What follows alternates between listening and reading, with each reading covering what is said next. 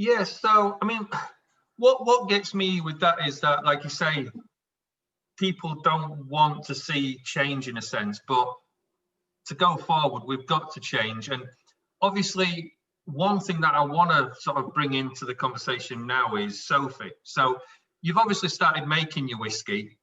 You've decided that you need some more help, and you've brought Sophie on board, who we all know very well. But the great thing about that is, and I know it's a very controversial subject at the moment, is it's a young lady coming into the industry in what is probably known as a man's job, but she's so enthusiastic. But so what I'll do now is, hopefully, if Sophie unmutes herself, because we're going to get her on, as long as you don't mind. But if Sophie can kind of give us a little bit of an introduction as to who she is, where she's come from, and then we'll talk to you both sort of going forward a little bit, if that's okay. Sounds great. Great. And by me. So I've worked kind of in the industry since I was 19. I got my first job in a wine and spirit specialist merchants. They're the Right Wine Company in Skipton. Totally visit them. They're great, and I know they're doing quite a lot over lockdown, which is really good. They're a really small team, so you have to learn about each individual product, and they had about over 5,000 different products. And so learning about all the different whiskies and things was just an absolute dream for me.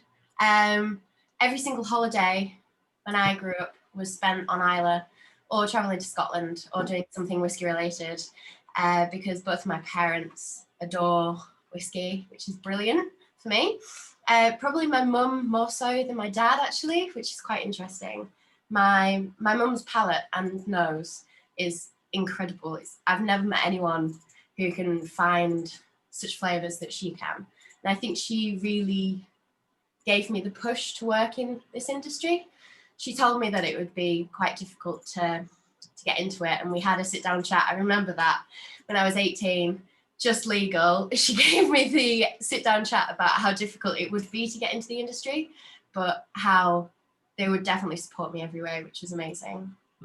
I ended up moving in with my boyfriend and moving to York, and I was desperate to find something more, a bit different. Yeah, a bit more specific as well, because I wasn't so interested in wine as such anymore. And then Josh and I went for a visit to King Pt4, and I completely fell in love. Just hearing Abby and Chris talk about what they do, and meeting Laura as well. So Laura is another one of, she's another colleague. She is incredible the way that she talks about spirits, and what she can create in a cocktail is absolutely amazing. And they just made me so much more interested in everything that I was doing. How have you found, from a personal point of view then, actually coming into the industry? Obviously, it's good that you've got such a local distillery to go to, so you know it kind of does make sense. But I mean, have you as a female seen much prejudice? Yeah, definitely, which is really disheartening, actually. From even when working in the shop, it was really difficult. It was always, so does your dad own the shop? Is it your dad? You bet your dad's really proud of you for where you are. And I'm like, yeah, but you know, I'm proud of me as well. Yeah. You know, like things like that people just don't think about. But I guess it is getting better, and I am really grateful for that. But it still needs to get further. I mean, the fact that I'm being spoken about so much, it obviously means that there's still further to go, because I'm such, I don't want to say an anomaly, but you know what I mean. No, I mean, yeah, I think you probably are. And I mean, so Charlie's just sort of commented as somebody wanting to get into the industry as a female, you know, what both you and Abby are saying is very encouraging. And what I want to try and get to now is so you've obviously approached Abby and Chris for a job. They've given you a job. Obviously, they don't know about all the drinking and things you do. We're not allowed to mention that, obviously. When yeah. But you know, the interesting thing is, how are you finding making whiskey now rather than being at the other end selling it and drinking it? It makes you appreciate everything so much more. I can't tell you. I sit down and I drink everything, and the first thing that comes to mind is I think we should maybe just wipe that when you say you drink everything. I sit down and drink malt spirit. There we go. I do definitely appreciate everything a lot more. It's like you think about every single aspect that must have gone into that. The grain, the almost like everything. It is like a love story. I definitely feel that. It's the heartache that goes into most whiskey. Yeah. Like the amount of hours that is spent figuring things out, the amount of days that the research goes on. Like we were talking about it before, the brew days that Abby and Chris used to do used to take them about 13 hours and 2 people. And now I've got it down by myself in 9 to 5. And that's happened in almost a year, something like that. So what you're saying is them two were obviously talking too much. Definitely. We were just having coffee and drinks, just thinking about, easy. I mean, so obviously we know you've just sat your WSET exams. Was that level 2, 3? Level 3. Level 3. So yeah, I mean, obviously we know how much stress you would put for, but you know, as somebody wanting to get on, is that something you sort of encourage people to do then? I'd so encourage everyone to do the WSET. It's incredible. And not only do you learn about whiskey, which is obviously my passion, but you learn about every other single spirit. So learning about Pisco and eau de vie was probably one of the most interesting and intricate things for me. And it makes you, when you are tasting things like whiskey, for example, that has been in different barrels and been like interacted with those different spirits, you pick out more things, you notice different things. It's incredible. I definitely suggest it. And the fact you can do it online and safely is always really good. It's also one of the main reasons that, you know, we kind of took Sophie on, was because not only did she have an awesome passion and a really good palate for flavors, but she genuinely wanted to learn more. She was interested and she wanted to kind of further her knowledge, not just in whiskey, but in everything, you know, flavor across the board. And we're kind of in a position now where I'm asking Sophie questions, you know, what do you think of this? How could we do this? And what do you think that means? So I've got a sounding board in Sophie, and Sophie gets to learn, you know, kind of the back end of the process and how we make the whiskey and how all of that knowledge that she's read in a book fits together.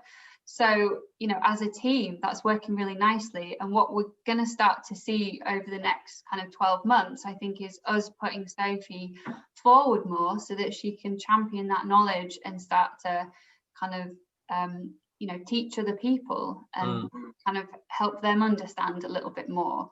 And it's when you kind of said about, you know, some of the challenges that some women face when coming into the industry, when you meet somebody like Sophie and you know just how much knowledge she has and how passionately she can talk about something, when you assume a certain thing, when you kind of, you know, if you meet a woman, and I had this as well, you know, a woman who is setting up her own whiskey distillery, if you make the assumption, oh, you're a woman, you probably don't even like whiskey, do you?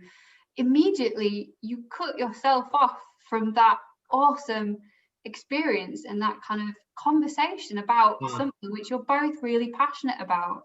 So I personally, when we, you know, train our staff up in the shop and our tour guides, I will say, no matter who that person, how that person presents to you, whether they're in scruffy clothes or a fur coat, or they're young or old, like, you treat them exactly the same.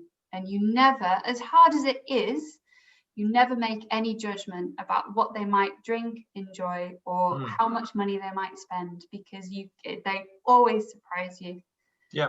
And I mean, one thing that kind of makes me laugh a little bit with sort of the industry and people drinking whiskies, we all sit there now. We've obviously gone through the stages of where people are telling you how to drink it to now it being drink it how you want, it's your whiskey. But yet we still can't get past the, well, yeah, you're a woman drinking whiskey, but we suddenly see that. I mean, whenever we do a tavern or anything and we have Sophie on, all we see is passion. You know, it's the passion is there, the questions are there, and it's generally one of those things where we'll be discussing something, and then all of a sudden Sophie comes in, and it's like question, and that to me is just what it's all about. It shouldn't be about gender or anything. It's just about that person's passionate and that person wants to drink it. Full stop.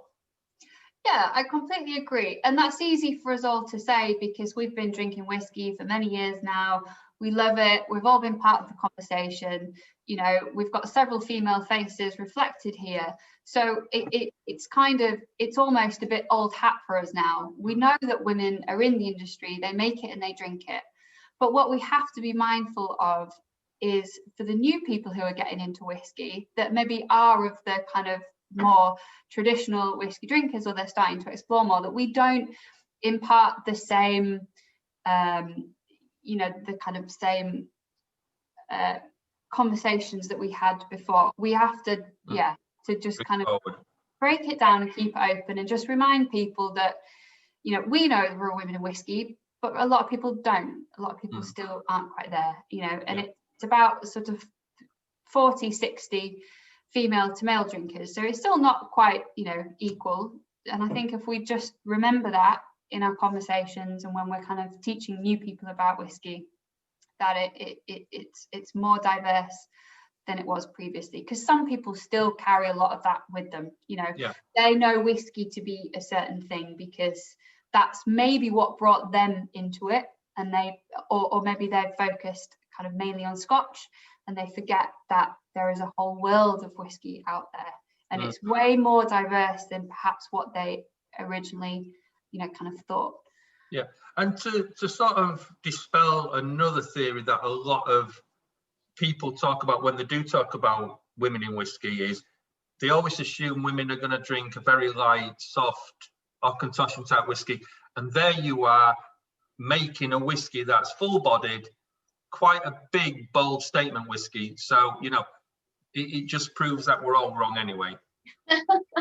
Yeah, we've all got totally different palates. You can never judge. Yeah. No.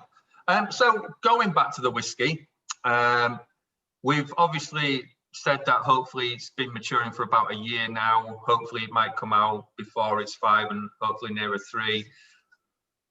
Are you going to bring out that house style straight away, or will you maybe do some single cast first, or just a small batch run, or is it straight into what we can expect? I'm quite reluctant to commit to anything now.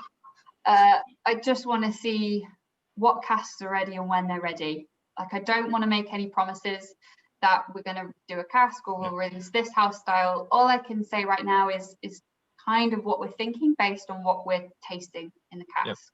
And you will definitely wait till it is whiskey rather than putting out a spirit then?